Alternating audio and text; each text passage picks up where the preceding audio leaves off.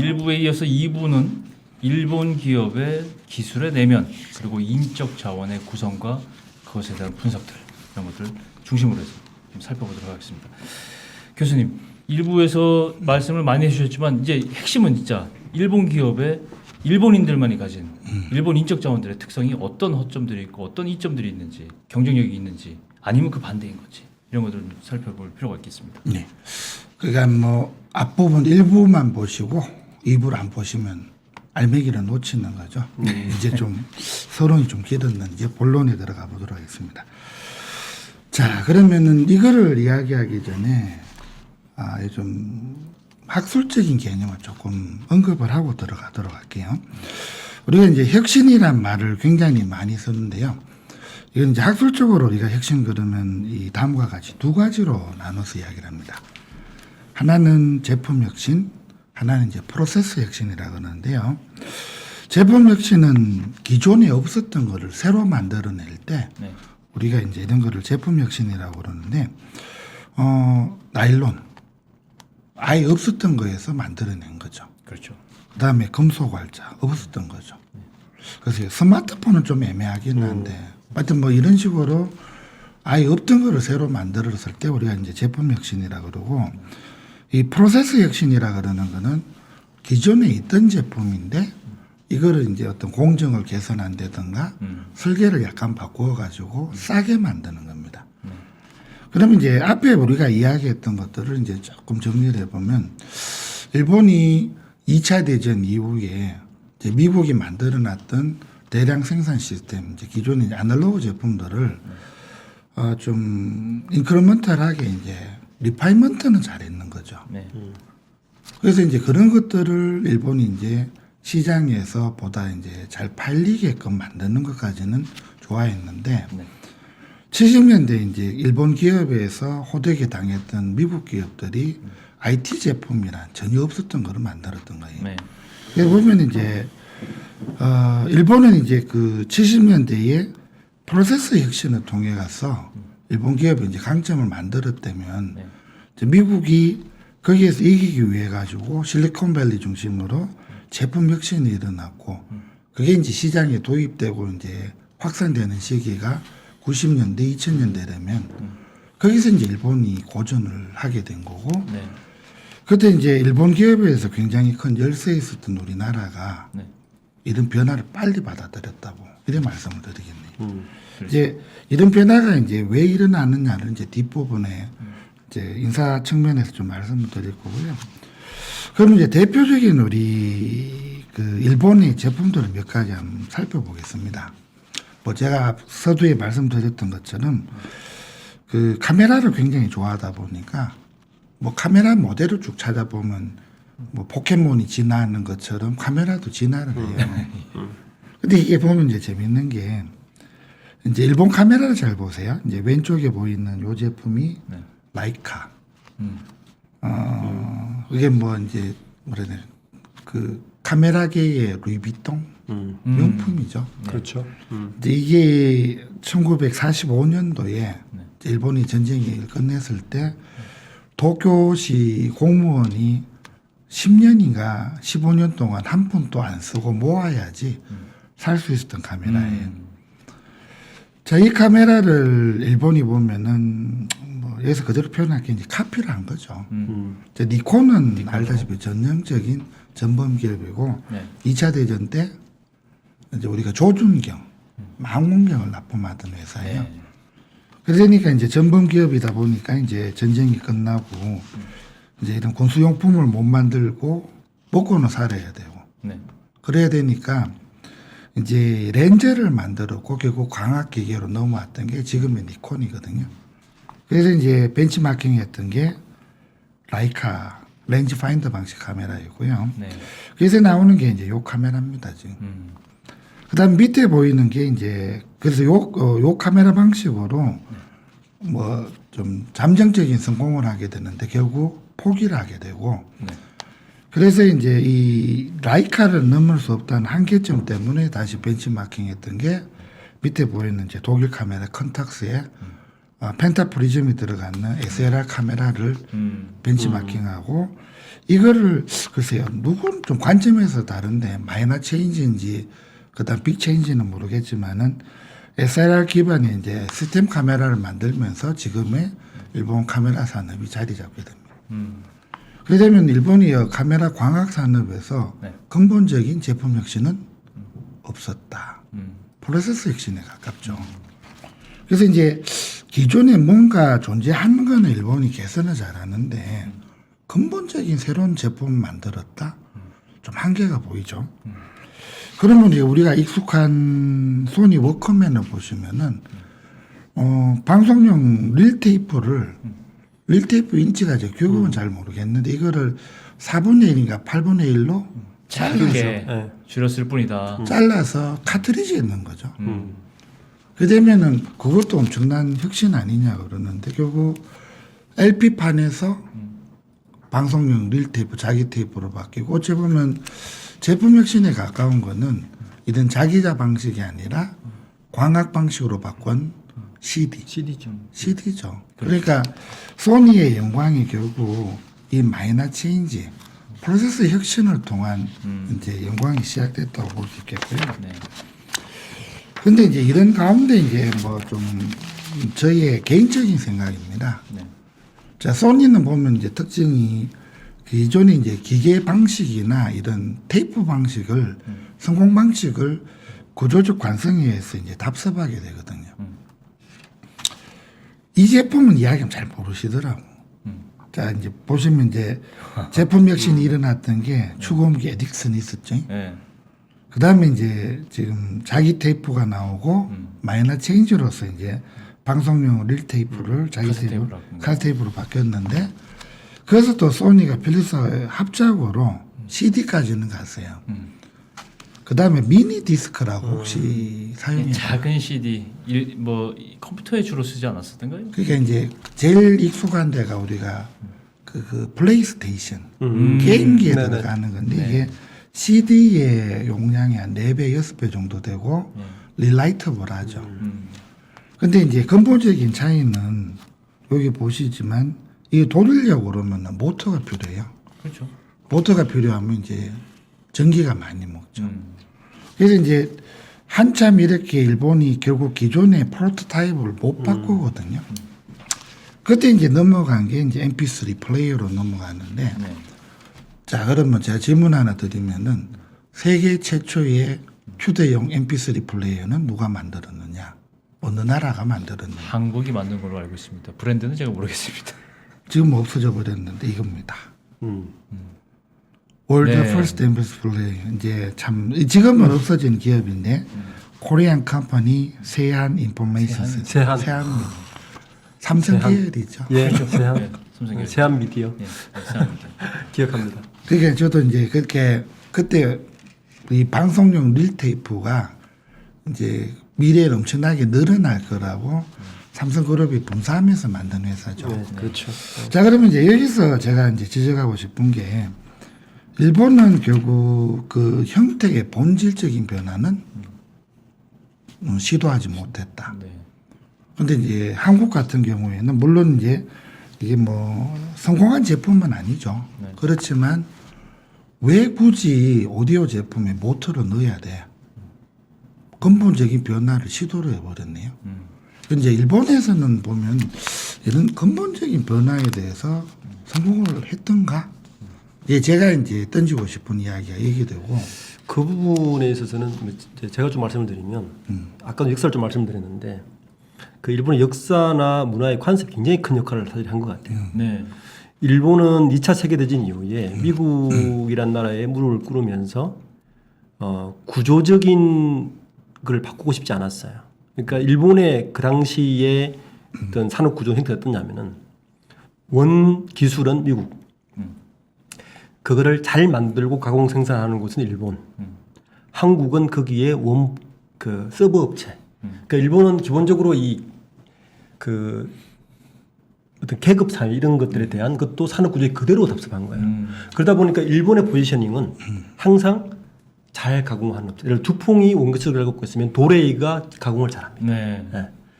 포드나 GM이 자동차를 잘 만들면 토요타는 거기에 좀 더 붙여서 좀 더 좋은 자동차, 좀 더 기름 덜 먹는 자동차 이런 식의 임플리케이션은 굉장히 강했던 국가인 반면에 아까 말씀드린 대로 한국은 반대로 그러면 우리는 저 원 기술까지 한번 깨워줄 수 있지 않을까라는 도전의식이 있는 반면에 일본은 그 생각을 잘 하지를 않아요.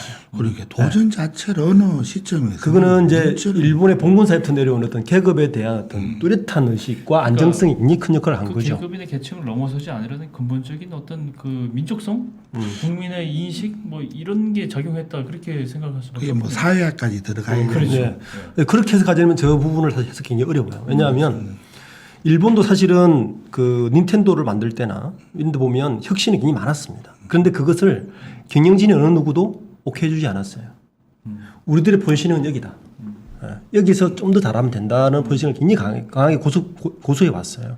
그게 뭐 제 3세대 경영자가 망나니 취급받으면서 네. 그게 화투 만들던 회사가 전자게임에서 넘어갔는데 스토리 재밌지 않습니까? 예. 하여튼 그런 좀 구조적 문제를 보지 않으면 사실은 일본의 산업 역사에서 인사를 이야기하겠지만 그 부분을 결합하지 않으면 굉장히 해석하기 어려운 부분이죠. 그 이제 인사 문제인데 왜 또 이 뜬금없는 소리 하냐 그러는데 결국 그 나라 사람의 가치, 사고 방식 그러니까 이제 이게 들어가고 거기에 맞춤형이 이제 보상제도, 인적 자원 개발이 들어가야 돼서 그래서 이제 어떤 그 국가 문화를 좀 언급을 하려는 거가 이제 그런 배경이고요. 네. 그래서 지금 보시면 앞에 봤던 이제 제품 혁신에서 결국 일본의 특징은 근본적인 형태는 잘 바꾸지를 않더라. 네. 그럼 이제 우리가 7, 8, 90년대까지 넘어올 때 사실 사회에서 우리는 굉장히 보수적이다고 그래 알고 있었는데 제가 거기 반대되는 자료 하나 보여드릴게요. 자, 저는 보면 제일 놀랍게 생각하는 게 이겁니다. 그게 이제 우리가 그러니까 저도 이제 조직 문화를 연구를 하다 보니까 인류학을 좀 연구를 했는 편인데 그 전 세계 어느 나라를 가더라도 제일 안 바뀌는 게 장래 문화예요. 그렇죠. 네. 근데 보세요. 제가 이제 기억나는 게 이제 2000년대 초반에 제가 잠시 좀 벤처 회사에 있었는데 대표님이 이제 환경운동가였어요. 이제 부친이 돌아가셨을 때 이제 그 대표님께서 환경을 보존하기 위해서 우리 아버지는 화장을 지내야 된다. 삼촌한테 끌려가가지고 이제 코피가 터졌죠. 이게 이제 2000 초까지 문화거든요. 네. 그때만 해도 어떻게 이제 뭐 소중한 내 가족 화장을 지내냐. 화장이라는 건 2000 초반까지만 해도 좀 흉한 일이 있을 때. 그렇죠. 지금은 당연히 지금은 당연하죠. 당연한 문화 됐죠. 저 근데 화장으로 끝난 게 아니죠. 지금 보시면 수목장으로. 수목장품. 그래서 야 이게 한국이 굉장히 보수적이고 변화를 싫어하는 것 같지만 그렇지 글쎄요. 않다는 증거네요. 그게 97년도 만의 문제가 아니고 네. 그래서 우리나라 자체가 이제 농경 문화 속에 이게 좀 유목민, 기마민족의 어떤 피가 같이 섞여 있는 게 좀 이건 좀 벗어나는 이야기라서 충분히 일리가 있는 말씀이에요. 예. 그래서 이제 우리 본질에 대한 좀 이해를 한번 새로 정립했으면 좋겠다. 그래서 이제 앞에 이야기는 좀 이렇게 말씀드리겠습니다. 프로세스 혁신이다. 제품 혁신이라는 말을 좀 거창하게 꺼냈는데 그래서 이제 일본에서 어떤 기업이 제품을 접근하는 방식이 얼핏 일본은 잘 바꾸는 것 같지만 뭐 제가 좀 드리고 싶은 말은 본질까지는 과연 바꾸는가? 그래서 이제 마이너 체인지에서는 일본이 강했지만 백 체인지 시점에 갔을 적에는 일본이 항상 좀 한계가 있었던 것 같아요. 그렇죠. 효율성의 극대화에서는 굉장히 잘하는. 네. 네. 그리고 그렇지만 효과성이라는 측면에서 보면 좀 결심이 던져지는. 이렇게 볼 수도 있을 것 같아요. 일본은 이제 어떤 학자들은 이렇게 얘기를 하는데 일본은 말 그대로 우리는 대륙문화. 그러니까 대륙문화의 특징은 그 추상적인 사고를 잘합니다. 그러면 본질을 생각하죠. 추상적인 사고를 하는 그 문화에서는 항상 어떤 모든 것의 본질에 굉장히 고민을 많이 합니다. 근데 일본은 그 학자들 이야기하는 선문화 쪽은 구체화된 문화에 아주 친숙해요. 일본어를 공부해봐도 그렇고 그래서 일본이 기계 문명이 굉장히 발달합니다. 그 언어 자체가 위치 선정에 굉장히 디테일해요. 일본 자체가 그런 기금을 발달할 수밖에 없는 그런 걸 가지고 있죠. 예. 그래서 우리는 이제 그런 부분이 이제 이런 부분은 좀 상통하지 않을까라는 생각도 듭니다. 그러니까 저도 이제 뭐 책을 통해서 이렇게 들어보면 이 메이지 유신 이후에 일본인들의 덕목 중에 하나는 잘 베껴오는 것도 창조적인 행위다. 이렇게 국민들이 생각하고 교육을 받았기 때문에 글쎄요. 중국이 대륙 우리나라만 해도 어디서 베껴오는 건 좀 약간 수치스럽고 조금 해서는 안 되는 행동이다 이렇게 생각하는 것 같은데 일본인들은 그 점에 있어서는 모방이라든가 빨리 들여와서 바꾸는 거를 주저하지 않는 것 같다 그렇게 생각하고 있었어요. 그렇죠. 그게 뭐, 그 일본이 그래서 이제 요 문제까지 와서 이제 인사제도 이야기를 좀 꺼낼 건데 네. 그러면은 그 일본도 이제 일본도 그러고 한국도 그러고 이제 고도 성장기에는 비슷했어요. 네. 그렇죠. 네, 맞아요. 이제 전후에 이제 일본이 고도 성장을 했고 한국도 이제 그 산업 개발을 통해서 고도 성장을 했고 근데 이제 똑같은 패턴으로 갑니다. 고도 성장하면 내부에 가만히 있으면은 내 기회가 오니까 네. 종신 고용 그다음에 연공주의 굳이 성과급제를 할 필요가 없는 거죠. 이제 기업의 성장에 따른 개발 이익을 직원들이 나눠 먹기 때문에. 그런데 그 역시나 이제 90년대를 지나면서 잃어버린 10년 기간, 일본이 이제 더 이상 기업이 성장의 정체기가 올 때, 그래 되면은 이제 기다리고 있으면 네 차례가 올 거야. 이게 아니고 그 안에서 이제 서로 이제 먼저 나가기 위해서 한단 말이죠. 그래 되면은 이제 기업에서 쓸 수밖에 없는 게 성과주의적인 이제 인사 관행들을 도입하게 된다는. 그래 되면 뭐 지금 시간을 좀 이제 뭐 효과적으로 쓰기 위해서 그러면 이런 뭐 직무 중심, 역할 중심, 성과주의 이제 인사 노무 관리로 전환할 때 네. 일본이 그러니까 이제 90년대 중후반에 왔다면은 우리나라는 97년도 IMF를 거치면서 급속하게 이제 받아들이게 됐는데 거기에 대해서 인사제도를 비슷하게 받아들였지만 거기에 따라 이제 국민들이 적응한 게 굉장히 차이가 나는 것 같아요. 자, 그러면 이제 한번 말씀을 드려보면 자, 니케이 비즈니스 2009년도에 보면 이제 성과주의 도입으로 나타난 폐해. 저는 개인적으로 이제 99년도에 이제 이쪽 전공 석사로 들어가면서 제일 관심이 있었던 거가 성과주의 도입에 따라서 과연 동기부여 효과가 더 클까? 거기에 대한 폐해가 더 클까? 근데 일본에 이런 일이 이제 같이 일어났죠. 자, 그래 되면 우리 성과주의를 도입한다. 개인적으로 반기세요? 아니면 거부감이 크세요? 직원 개인적으로는 굉장히 불안 요소죠. 그 이제 선배 입장에서 후배들이 제가 잠재적으로 나의 경쟁자인데 예를 내가 왜 밥을 사주고 술을 사줘? 그러면서 왜 내가 노하우를 전수해 줘야 돼? 그렇죠.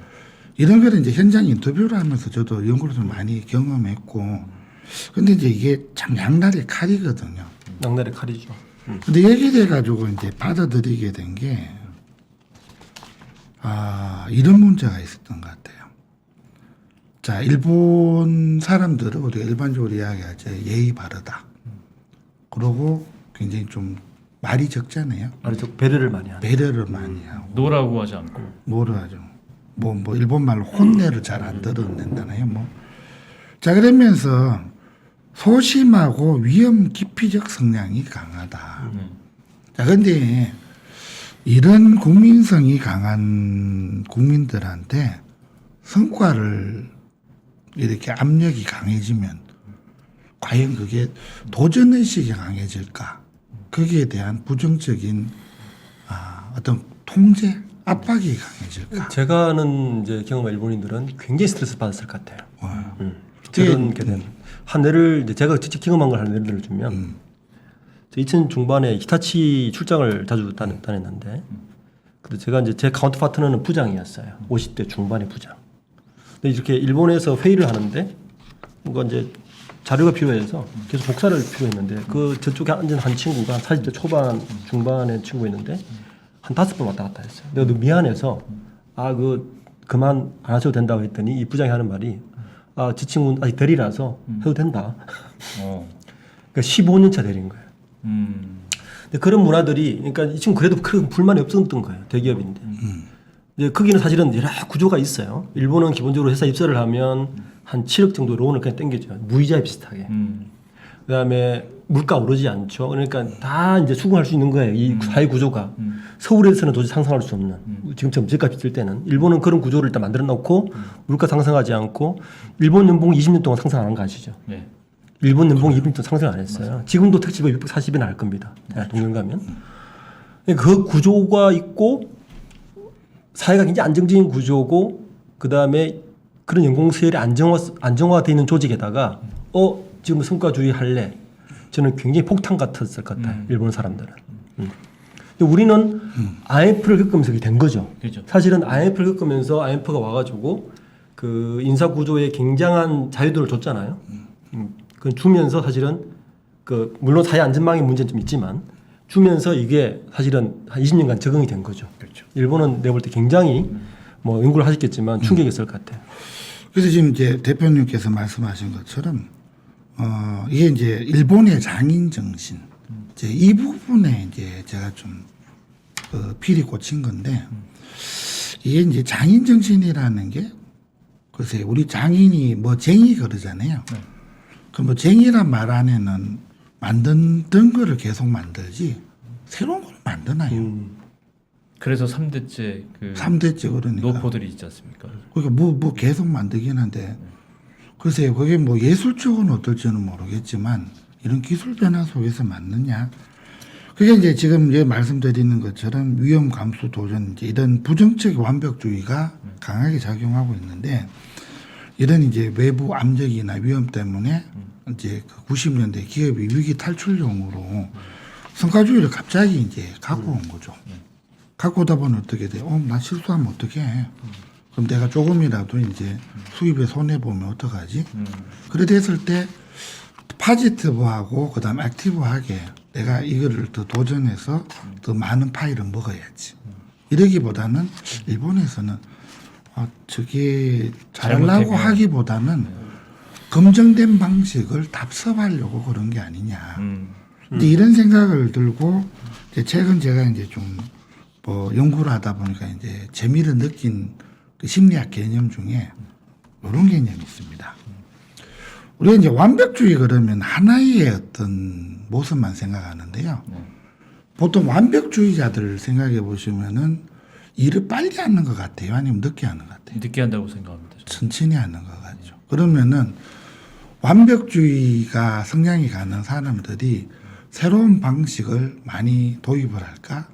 아니면은 새로운 방식을 잘 도입하지 않을까? 익숙하려고 하는 거죠. 익숙한 것에 굉장히 익숙해지는 자기가 잘하는 것에 집중하려고 하겠죠. 그게 이게 이제 그 좀 제 분야학 이야기를 좀 하면은 많이 연구되는 개념 중에 이제 혁신 행동이라고 있는데요.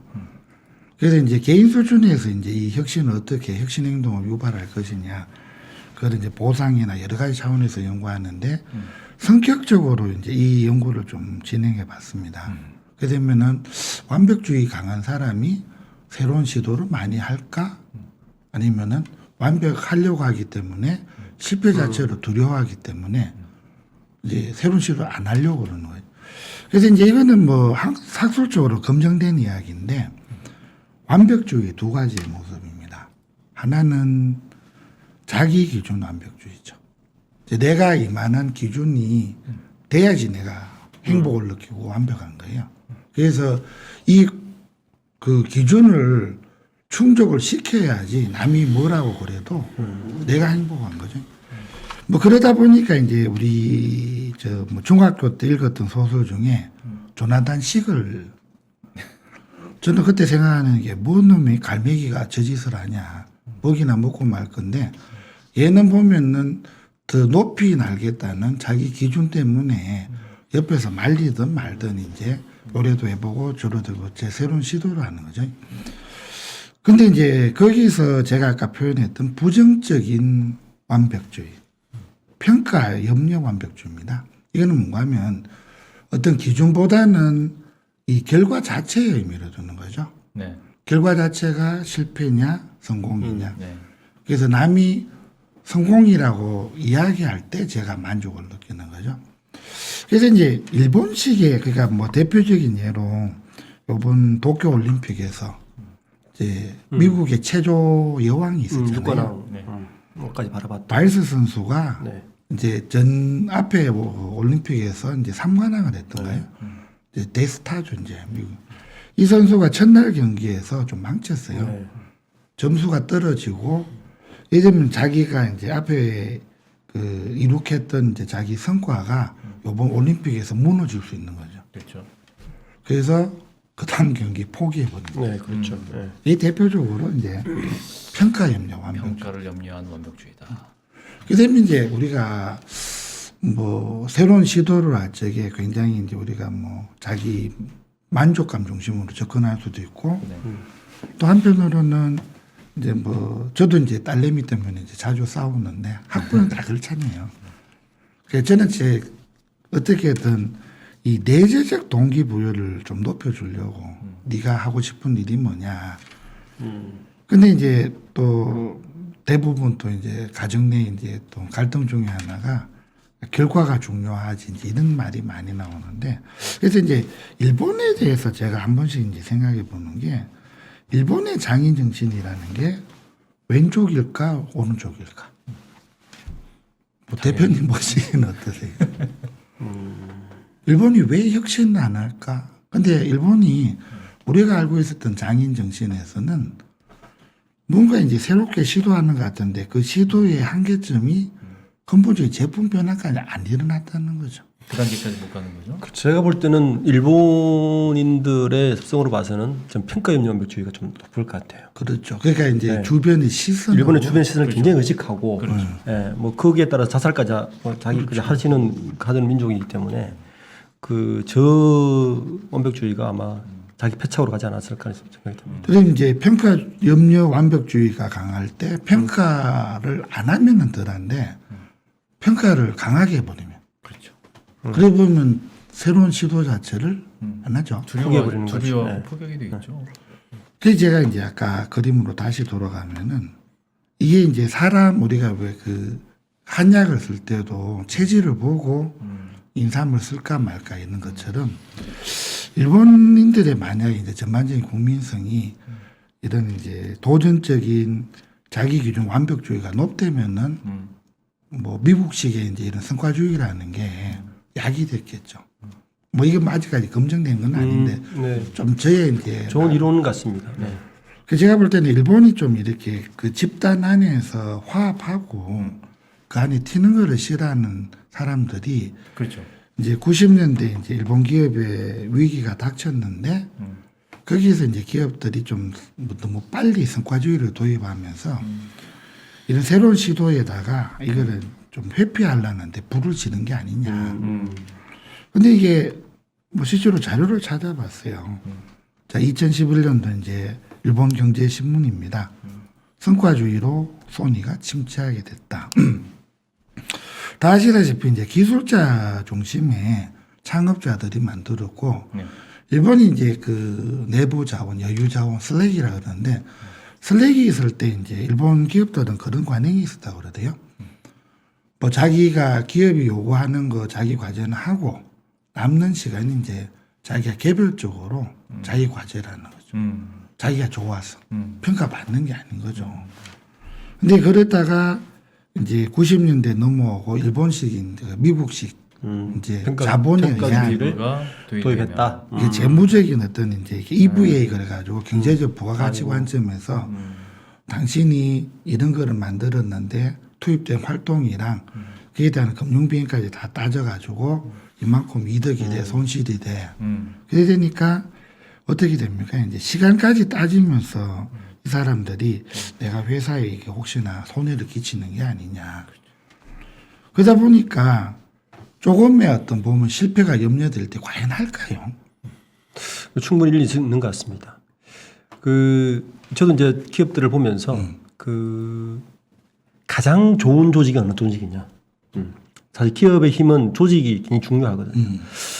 제가 15년 전에 나고야의 도요타에 한 달 정도 있으면서 느낀 거는 제일 처음에 그런 결정을 들고 왔어요. 아니 다임러나 BMW나 제네럴모터나 포드나 한국 현대자동차나 수없이 많은 엔지니어나 조직 인사들이 토요타 1위 토요타를 다 벤치마킹을 했어요. 네. 어떤 기업도 토요타를 못 따라갔습니다. 네. 그래서 저는 한 달 가보고 알았어요. 아, 저거는 기술의 문제가 아니고 조직의 문제다. 토요타라는 그 조직을 그 문화죠, 문화. 컬처를 따라갈 수 없는 거예요. 그러면서 그때 느낀 게 또 하나가 가장 베스트 조직은 그 문화에 맞는 조직이다. 그러니까 그 산업과 그 문화의 그 사람들의 특성을 빨리 간파하고 거기에 맞는 조직 문화를 만드는 게 최고의 기업이다라는 생각을 했어요. 벤치마킹 해가지고는 한계가 있거든요. 네. 그러니까 일본인들은 아까 말씀하신 것 같이 원래 특성이 그런 특성인데 미국의 캐피탈리즘을 들고 와서 그 옷을 입혀놓으니 이게 맞지가 않는 거죠. 그렇죠. 네. 요즘 이제 뭐 대학생들 말로 종특하고 안 맞다. 그래서 이제 일본이 이렇게 이제 성과주의에서 제대로 안 맞았죠. 근데 저도 이제 뭐 대학원 공부 자체를 이제 그 경제 위기 이후에 외환 위기 이후에 이제 성과주의로 도입할 때 그게 돼가지고 뭐 한국에도 연구가 많이 돼 있거든요. 부정책 폐해 많이 돼 있는데 근데 이제 모르겠습니다. 어떤 특성도 있었겠지만 또 어찌 보면 일본이 상상하지 못할 정도의 이제 왜 큰 충격으로 사회가 받았고 그러다 보니까 이제 성과주의가 IMF 이후에 당연한 걸로 받아들이지 않습니까? 그렇죠. 그 지금 와서 보면 예전 같으면 이제 니네 아빠 월급 얼마니 이제 이래 됐던 게 그것도 잘 기억해 보시면 90년대 중반까지였나요? 연봉 그러면 제 기억에 프로야구 선수 그렇죠. 연봉 말하는 말 자체가 인센티브를 포함하고 있는 거니까요. 그때는 보면 우리가 대부분 썼던 말이 월급도 100만 원 넘니 이제 그렇죠. 200만 원 넘니 이제 월급 개념이고 연단위 총액이라는 개념을 잘 안 썼죠. 그리고 그때 이제 성과급 개념보다는 수당이란 말을 많이 썼어요. 네. 그래서 당신이 성과에 대해서 잘하고 못하고 그보다는 이만큼 노력했으니까 고생했으니까 돈 더 줄게. 네. 그래서 뭐 명절 수당, 그다음에 초과 근무 수당 이런 개념이고 연봉제를 도입한다는 말에는 개인 성과급이 같이 들어간다는 개념이고 그게 이제 대표적으로 프로야구 선수들이 뭐 홈런 몇 개 더 주면 연봉 올리고 이제 그런 개념이었죠. 근데 지금 뭐 왜 주변에 이제 뭐 조카들이나 취직한다 그러면은 여기 계신 분들 야 너 연봉 얼마니 이래 묻으세요. 아니면 그렇죠. 월급 연봉으로 묻죠. 연봉 네. 묻죠. 예. 왜 우리 사회가 그러니까 2000년을 지나면서 황골 탈퇴했다 그러나요? 성과주의를 그 지금 완벽하게 받아들여 버렸어요. 그렇죠. 그 이제 대표적으로 이제 우리가 표현하는 게 이제 주총이 마감되는 게 1월 2월이죠. 그쯤 됐을 때 경제신문의 제일 큰 뉴스가 배당. 삼성의 PS 프로핏 쉐어링 그렇죠, 문제를 뜨죠. 그래 되면 이제 프로핏 쉐어링 자체가 그 회계적 이익의 일정 부분을 직원들 성과급으로 돌리겠다는 거고 그게 이제 삼성에서 PS를 이제 선언하게 되면 이제 그게 일종의 이제 바로미터 역할을 해서 그게 이제 다른 이제 유사업종들이 성과급을 얼만큼 줘야 되겠다. 참 무시무시할 정도로 우리나라가 그러니까 그 뭐야 경랑 속에 우리가 같이 살다 보니까 몰랐었지 참 이런 험한 세상에 어떻게 생존했나 싶어요. 근데 그 비하면 이제 일본은 그 뭐 한편으로는 행복할 수도 있었고 한편으로는 어떤 이제 기질적인 문제하고 합해서 이런 이제 변화를 제대로 못 받아들인 게 아닌가. 그래서 이제 마지막으로 좀 준비했는 자료를 좀 이야기를 해보면요. 우리가 말하는 혁신이나 변화에 대해 가지고 일본이 생각하는 거랑 한국이 생각하는 게 본질적인 차이가 있지 않는가. 그거를 이제 뭐 제가 뭐 한 20-30년 동안 뭐 개인적 취미로 이제 가져왔던 카메라로 한번 좀 말씀을 드리면서 마지막에 이제 좀 어디 화제거리로 좀 요약을 해볼까 합니다. 그 카메라, 캐논 카메라 그러면은 이제 그러니까 일본이 이제 저 보면은 어떤 위험을 회피한다는 이야기를 제가 모두에 말씀드렸고요.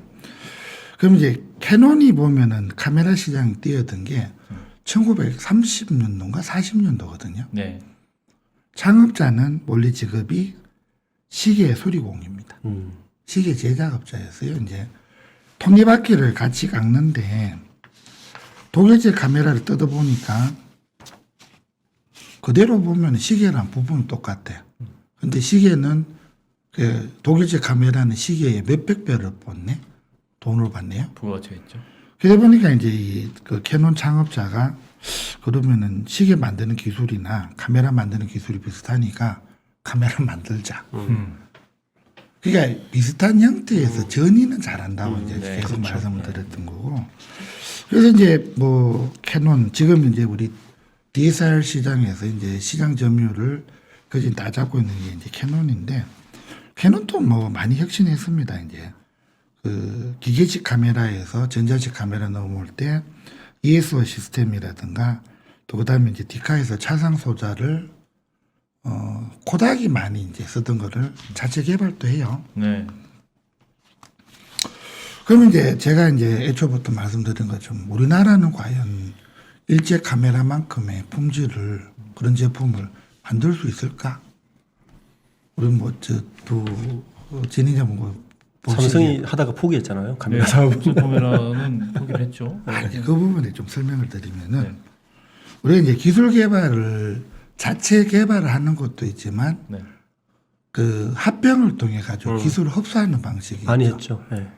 그러면 이제 그 초창기에는 뭐 그러니까 미놀타하고 삼성 미놀타라고. 제휴해서 이제 수입해서 이제 조립을 하다 쓰다가 중간에 이제 슈나이더 독일 슈나이더 렌즈를 가지고 기억합니다. 또 저는 이제 뭐 이쪽에 좀 잘하니까 또 독일에 지금 잘 모르겠지만 롤라이 그러는 회사를 인수하기도 네. 하고 네. 이쪽에 이제 본격적으로 진에 들어오겠다고 펜탁스까지 이제 샀어요. 아사히 펜탁스를. 그래서 보면 이제 그 NX 시리즈라고 이제 렌즈 교환용 아, 예, 카메라. 예. 그때 이제 삼성이 너무 빨리 갔어요. 이게 이제 안에 그 반사용 그걸 미러가 들어가 있는 게 이제 싱글 렌즈 리플렉스 방식인데 이제 삼성에서는 야 찰상 소자가 다 들어오고 있고 그다음에 우리 LCD 같은 뭐 디스플레이가 있으니까 왜 쓰니? 그래서 미러리스 방식으로 바로 넘어가게 되고 그래서 미러리스 방식으로 캐논이나 니콘의 사실 뭐 그때 당시에는 좀 이제 우습게 봤지만 이후에 제가 이제 이런 품질에 대해서 살펴보니까 품질이 일본에 비해서 떨어지지가 않고 되려 그 DSL 카메라에다가 뭐 쉽게 얘기하면 이제 사진을 찍고 거기서 페이스북이나 카톡이나 바로 올릴 수 이런데 있게. 바로 게시할 수 있게끔 그 기능까지 넣은 카메라를 이제 2012년도, 14년도에 올려버렸어요. 그래서 자신감을 붙여서 2014년도와 16년도에 그 전문가용 이제 그 NX 시리즈로 라인업까지 만들었네요. 근데 그러고 나서 대등한 수준까지 갔는데 삼성이 보면은 이 뒤에 그 디카 시장에서 발을 빼버립니다. 네. 그래서 제가 이제 여기서 그 일본에서의 사고 방식이랑 한국의 사고 방식이 참 본질적으로 다르구나. 자 그러면 왜 삼성이 왜 빠졌을까? 어떻게 생각하세요? 이유가 뭔 것 같으세요? 제가 알기로는 그 당시, 그러니까 2016년 이때가 현재 이재용 부회장이 이제 사실은 2015년도에 이건 회장이 이제 떨어지고 나서 잡고 나서 구조조정 사업 구조조정을 심하게 했던 때였어요. 그러니까 브랜드 사업부 접고 전자에서는 그다음에 화학 쪽은 방산 쪽은 쪽 하나 주고 그런 시기였거든요. 그때 집중할 시기다. 예, 집중할 시기여서 한번 구조조정을 했던 시기였던 것 같고 사업적으로는 그런 것 같아요. 그러니까 구조조정 시기로는 기술적으로는 이제 뭐 전 기술은 깊이 모르니까 일단 사업적으로는 좀 그랬던 것 같습니다. 저는 오히려 이 커다란 그 흐름을 미리 좀 봤던 게 아닌가 싶어요. 그러니까 뭔가 이제 빅픽처를 보고 들어가게 그렇죠. 카메라가 지금 핸드폰에 장착된 카메라가 그렇죠. 못지않게 좋다는 거를 할 수 있다는 거를 눈치채지 않았을까 그런 상상도 해봅니다. 제가 이제 앞에 그러니까 뭐 이게 뭐 논문에 쓸 정도는 아닌데 일본은 좀 제가 받은 느낌은 형태에 집착한다. 이제 한국 사람들이 좀 희한한 게 뭐라 그럴까요? 이제 우리가 소비자가 원하는 기능이나 효용만 느끼면 되지 형태가 무슨 의미가 있냐 좀 이런 접근인 것 같아요. 본질적 접근을 한 거죠. 예. 그러니까 이런 근본적인 사고 차이 때문에 일본의 어떤 마이너 체인지에서는 오토마이저가 됐는데 근본적인 이 변화가 일어나는 시기에서 한계가 좀 일어났지 않느냐. 그게 이제 마지막으로 제가 이제 이 사례를 좀 보여드리는데요. 자, 카메라가 달린 스마트폰 시장의 성장 한번 보시죠. 네. 그 저는 뭐 바로 이제 대구 옆에 큰 도시가 구미고 구미가 한때 이제 인구 100만까지 갈 뻔했어요. 지금 이제 좀 안타깝게 많이 쇠락이 이루는데 구미가 가장 성장했던 시기가 언젠가 하면은 소형 디지털 가전, 똑딱이 카메라, MP3. 근데 스마트폰. 이제 예. 그게 하나하나 다 팔기 때문에 그때는 보면은 이제 구미가 굉장히 이제 호황기를 누렸는데 스마트폰이 나오니까 MP3, PMP 이런 게 전부 다 통합이 통합이죠. 그렇죠. 자, 그래 되면은 15년 전에 카메라 다 갖고 계셨죠? 네, 그럼요. 예. 지금 갖고 지금도 계시죠? 있습니다. 예. 근데 이제 소형 똑딱 DSLR 잘안쓸 뿐이죠. 안 쓰죠. 잘 안 쓰게 되죠. 예. 그게 소형 가전이 없어. 그리고 이제 지금 보시다시피 이런 카메라가 소형 그 카메라는 디카에다 흡수가 돼 버렸죠. 그러니까 보면은 더 나가 볼까요? 이제 카메라 시장으로 가 볼게요. 보시면은 이제 그 여기 회색은 필름 카메라입니다. 네. 디카가 나오면서 쭉 급격하게 줄었네요. 들고 네. 컴팩트 디지털 이게 엄청나게 넣죠. 근데 그럴 수밖에 없는 게 필름이 안 들어가니까. 그렇죠. 그런데 이제 이 엄청나게 성장했던 게 이제 급속도로 주네요. 핸드폰 때문에. 휴대폰이죠. 그래서 이제 DSLR이 뭐 굉장히 이제 호황기를 누리는 것 같은데, 근데 전체적으로 전용 카메라 시장은 없어지고 있어요. 위축됐네요. 없어지고. 그래 되면은 이제 우리가 장인 정신으로 볼 때 카메라를 계속 만들 것이냐, 그 다음에 이제 기업가로서 그 한정된 자본을 선택과 집중을 할 것이냐, 이 문제가 생기죠. 다름 아닌 혁신의 문제겠네요. 그래서. 그래서 결국 이렇게 된다는 거죠. 우리가 이제 전략의 대본질, 선택과 집중이죠. 그러려면은 한정된 자원을 가장 보면은 이제 효율이 높은, 성장 가능성이 높은 쪽으로 집중을 해야 되는데, 제가 앞에 말씀드렸던 여기에 보면 이제 삼성이 맨 마지막에 이제 일제 캐논이나 니콘의 필적할 정도의 고성능 그 미러리스 카메라를 렌즈까지 라인업을 했거든요. 네. 그러니까 제 입장처럼 이제 카메라를 수십 년을 사랑했던 제 입장에서 철수한다는 게 얼마나 안타까워요. 일본에 이제 그 국산 이 고성능 카메라를 가지고 일본 고공을 찍어주면 봐라 이놈들아. 삼성 그 우리나라도 이만큼 광학 성능이 돼. 근데 이거 접었네. 이 접었는 게 어디로 갔을까? 일로 갔습니다. 그렇죠. 그렇기 때문에 점점 그 줄어드는 이 전용 카메라 시장에 그런 남기기보다는 여기서 자본을 빼면서 대신에 뭐 축적했는 기술을 전부 다 성장하는 휴대폰으로 가져가 버린 거예요. 이러다 보니까 저는 이제 그 생각이 나네요. 그 1956년대에 미국 나사하고 그 소련하고 우주 경쟁이 한참 있을 때 네. 재밌는 일화가 하나 있거든요.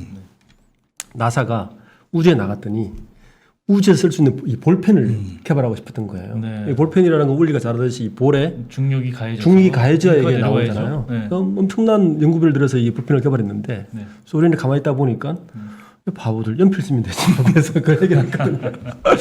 그게 이제 이게 소비자가 느끼는 효용. 네. 그게 이제 우리가 뭐 경영학에서 가장 큰 특징이 공급자 중심보다는 사용자 중심인데, 저도 이제 뭐 속된 말로 이제 뽀대를 좋아해가지고 목이 아프고 팔이 부러져도 이제 이 카메라를 메고 다니는. 마니아층들이 있죠. 근데 요즘 와서 다 쓸데없더라고요. 자, 근데 이제 이 그 카메라 이제 스마트폰용 카메라를 사용하실 때 제일 깝깝한 게 뭐였어요? 사용하실 때. 지금은 뭐 너무 잘 맞습니다. 지금은 잘 제가 DSLR에서 구현할 수 있는 거 그게 다 구현이 예. 돼가지고 중 기능이 좀 아쉽죠. 물론 그러니까 그렇죠. 이제 예. 초광각부터 망원까지 왜 이제 야구장 갔을 때 좋아하는 선수 좀 당겨 찍고 싶잖아요. 예.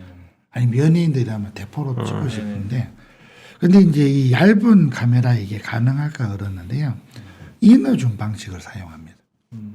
이렇게 이제 요 안에 보면은 거울을 써서 이래 들어간 방식이고 또 그다음에 렌즈를 3개를 써가지고 화각으로 치면 24mm부터 200mm까지. 문제 없어졌다 네. 이 없죠. 말씀이죠. 없죠. 이제. 근데 이걸로 끝났는 게 아니고 그러면 이제 일본에서 이래 나올 수가 있죠. 너 뭐 우리 렌즈 가공 기술 따라오니? 그러면 이제 사진이 좋으려면 렌즈도 좋아야 되지만 그 반대로 하려면 찰상 소자가 좀 좋잖아요. 그렇죠.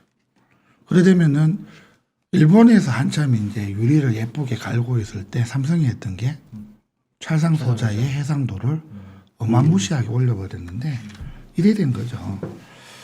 자, 요 카메라가 지금 이제 캐논에서 나오는 이제 최고급의 플래그십 카메라인데 바디 가격만 800만 원이 넘습니다. 그래서 아마 왜 그 기자들 보면 이거를 많이 쓰죠. 매니아들이 있죠. 보시면 2천만 와서 2천만 왔어요. 지금 원래는 올해 하반기 정도, 추석 때 정도 출시될 걸로 되어 있는데 아직 출시가 안 됐거든요. 네. 그래서 22에 이제 탑재될 걸로 예상이 되고 화소가 2억 화소. 10배네요. 그게 이제 우리가 말하는 이쪽에 들어간 찰상 소자 크기가 옛날 필름 있죠. 필름 크기만 해요. 그런데 여기서 들어가는 찰상 소자는 엄지 손톱만 하거든요. 그러네요. 그러니까 우리가 좋은 카메라를 만든다는 게 이제 일본에서는 렌즈 중심으로 생각했다면 이제 한국에서는 뭐 렌즈도 렌즈지만 찰상 소자로 좋게 만들면 되잖아. 그래서 이게 지금 이제 말씀드리고 싶은데 좀 정리를 하자면 일본은 어떤 이 연결적인 흐름 속에서의 이제 마이너 체인지, 레파이먼트는 참 잘하는데 네. 근데 우리가 보면 왜 비가 간간히 오다가 요즘 이제 뭐 태풍도 오고 홍수도 오고 큰 변화를 시기를 맞는데 이 변화의 시기에서 일본이 좀 한계가 있었지 않느냐. 네. 근데 이제 우리 사회는 모르겠으면 좀 잘못하면 또 이 들으시는 분이 또 국뽕이냐 이럴 수도 있지만 제 입장에서는 뭐 학자로서 일본의 실패를 뒷담화를 해서 뭐 하는 것도 뭐 기분 전신승리로 끝낼 문제가 아니고 이걸 통해서 이제 우리가 혹시나 이제 간과할 수 있는 어려움.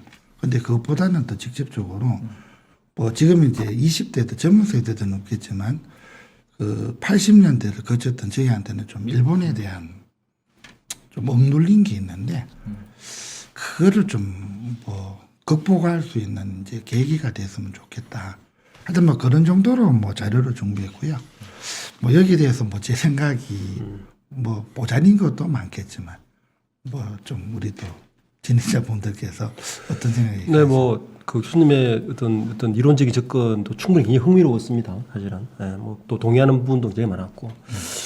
이제 뭐 최근에 또 발표된 자료들을 보면 우리나라가 굉장히 또 일본을 뭐 앞섰느니 뭐 이렇게 이야기를 하지만 그렇지만 또 간과하지 말아야 될 것은 분명한 것은 그 우리에게 노벨 수상자는 김승 대통령밖에 없고 네. 일본은 수없이 많은 기술 쪽의 노벨 상들이 있고 그렇죠. 저는 개인적으로 이제 금속공학을 이제 석사까지 했는데 제가 있던 필드에서는 일본의 그 교토대가 굉장히 앞섰어요. 소재 제가 쪽으로 공부했을 때는. 네. 그래서 항상 교토대하고 경쟁했던 긴 한데 항상 앞서갔어요. 네. 그리고 치밀했습니다. 네. 사실은 제 지도 교수님하고 얘기할 때 학자로서 존중할 만한 분들이 많았어요. 네. 우리는 빠르지만 뭔가 좀 어설펐어요. 근데 속도는 빨랐어요. 이런 부분에 있어서는 일본이 지금은 침체지만 분명히 강점은 있다. 그리고 우리가 작년에 겪지 않았습니까? 일본의 수출 제한으로. 그게 전화위복이 된 것 같긴 하지만 여전히 사실 리스크는 있거든요. 네. 그런 부분에 있어서는 일본의 그런 부분들도 간과해서는 안 되는 것 같고 저는 이제 조직 문화 특히 보면서 그 느낌, 아까 작가도 잠깐 언급했지만 가장 좋은 조직 문화는 그 산업과 그 조직에 맞는 조직을 빨리 찾아내는 기업이 가장 강한 기업이다. 맞습니다. 저는 그렇게 평가합니다. 네. 그러니까 네이버나 카카오가 왜 잘할까? 잘 찾은 거예요. 그 조직을. 삼성전자가 왜 강할까? 그 아까 삼성전자가 아까 이제 성과 방식에서 그 앞에는 스톡옵션을 줬거든요. 그 PS, DS 주기엔 스톡옵 줬는데 갑자기 PS로 바꿨단 말이에요. 그 빨리 찾은 거죠. 네. 그 조직에 맞는 그 어떤 효과적인 방법을 찾은 거기 때문에 그런 부분에서 우리가 계속 지속적으로 긴장해서 계속 봐야 되는 부분도 저는 이 부분 같습니다. 그러니까 여기에서 우리가 어떤 안주하고 뭐 일본을 우리가 이겼다 이렇게 빵빵 들기보다는 반면 교사로 삼으면서 일본은 그런데 우리는 어떻게 이제 여기서 좀 더 나가려면 어떻게 해야 되나를 좀 더 봐야 되는 게 또 이 시점이 아닌가 생각이 듭니다. 그렇다면 이 한국 기업의 인적 자원 관리 이게 궁금해지는데요. 다음 시간에 기회가 된다면 안 교수님하고 박 대표님하고 그 아이템으로 한 번 더 아유, 말씀 기회 주시면 제가 집중했으면 좋겠습니다. 아유 좋습니다. 네, 오늘 여기까지 마무리할까요? 네. 네, 지금까지 일본 기업의 혁신, 장애 요인과 인적 관리, 일본 기업의 분석부터 시작해서 각 분야별 혁신의 문제까지, 또 일본 국민의 국민성까지 한번 낱낱이 한번 짚어봤습니다. 오늘 여기까지 마치겠습니다. 감사합니다. 감사합니다. 네, 감사합니다.